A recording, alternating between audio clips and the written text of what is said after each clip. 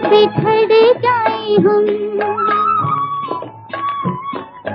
रहना मेरे संग हरदम, ऐसा न हो कि बिछड़ जाए हम। घूमना है हमको दूर की दिशाओं में, चलो चले माँ सपनों के गाँव में। कांटों से दूर कहीं फूलों की छाँव में, चलो चले माँ। जैसे तुम आत्मा को भी अपना अपना शरीर है ना, ऐसे थोड़ी आत्मा सब में बैठी हो। हर एक आत्मा को अपना शरीर है, अपने अपने शरीर के कर्म के हिसाब में ऐसे कई शरीर लेते हैं, लेकिन वो आत्मा का अपने शरीरों का हिसाब है ना। ऐसे तो नहीं एक ही आत्मा सभी में है, नहीं, एक ही आत्मा है। आत्मा हर एक की अपनी अपनी है और अपने अनेक जन्मों का अपना उनका पाठ है। इसी तरह से बाप कहते मेरा भी तो अपना पाठ है, ऐसे तो सबका जो पाठ है वो मेरा पाठ है। न जाना ना, कोई चीज नहीं जानी जाती है क्या तो फिर कह देते हैं क्या समझो यही समझ लो। तो उन्होंने भी ऐसा धक्का लगा लिया, यहाँ ये सब परमात्मा समझ लो, सर्वव्यापी के बात ने कितना रोला कर दिया।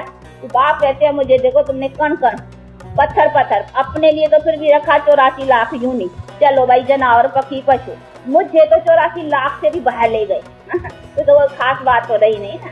तो देखो कितने मुझे पड़े हैं, बड़े बड़े विद्वान, बड़े बड़े आचार्य, बड़े बड़े पंडित, सभी बातों में बुझे गए।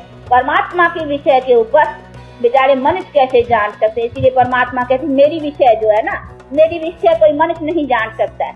मेरी विषय के ऊपर मैं आकर करके समझाता हूँ और मेरे पास ही नॉलेज है, मैं क्या हूँ और मैं क्या हूँ उसके साथ तू भी क्या है, क्योंकि तू तो मेरी क्रिएशन है ना।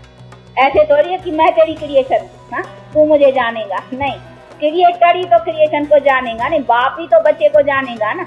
इसीलिए बाप मैं हूँ और मेरा तो कोई बाप है ही नहीं, इसीलिए मैं अपने को भी और तेरे को भी तो जो भी मैं जानूंगा। इसीलिए तेरा परिचय और मैं अपना परिचय खुद आकर के देता। तो मेरी विषय और तेरी विषय पर और कोई समझा नहीं सकता। ऐसी नहीं तेरी विषय पर तू ही समझाए, नहीं, तू तो क्रिएशन है ना।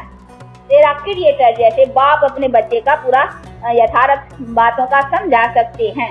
इसीलिए कहते कैसा जन्मा क्या हुआ वगैरह सब बातों का। तो इसीलिए बाप कहते हैं ये सभी मैं तुम्हारी भी बातें और अपनी भी बात जो है मैं समझाता हूँ। चलो चलो माँ सपनों के गाँव में, कांटों से दूर कहीं फूलों की छाँव में, चलो चलो माँ।